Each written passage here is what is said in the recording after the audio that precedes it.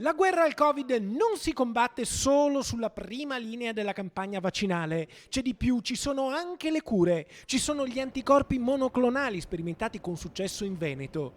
Dall'inizio della pandemia all'ospedale San Bortolo ci sono stati 126 vicentini malati di Covid trattati con questa terapia all'avanguardia che prevede un'infusione endovena della durata di un'ora e un'altra ora di monitoraggio del paziente. I monoclonali sono un'arma a disposizione, sono state estese anche le indicazioni da AIFA, adesso tutte le persone sopra i 65 anni, anche senza alcun fattore di rischio aggiuntivo, possono essere trattate con i monoclonali, purché abbiano una sintomatologia che sia di recente insorgenza inferiore agli 8-9 giorni. Su 126 malati trattati con gli anticorpi monoclonali, 67 pazienti hanno concluso il follow-up previsto a un mese. Tutti sono guariti dall'infezione e solo un paio hanno dovuto purtroppo ricorrere al ricovero ospedaliero.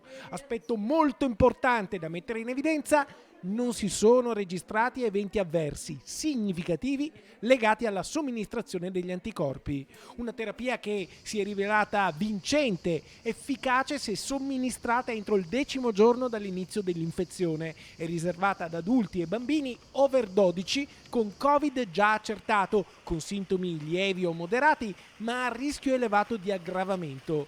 Fondamentale dunque il ruolo del medico di medicina generale o del pediatra, da cui dipende la tempestività della diagnosi e la selezione dei pazienti per i quali il trattamento è indicato. Permangono le indicazioni precedenti, cioè gli immunodepressi, i cardiopatici, i broncopneumopatici cronici trapiantati, gli oncologici, e quindi l'offerta, cioè è chiaro che ci vuole lo screening precoce, il test molecolare fatto e poi la segnalazione in genere da parte del medico di medicina generale. Insomma, la sanità ha sempre più armi per combattere il Covid. Guai a abbassare la guardia, ma oggi finalmente si vede una luce in fondo al tunnel dell'epidemia.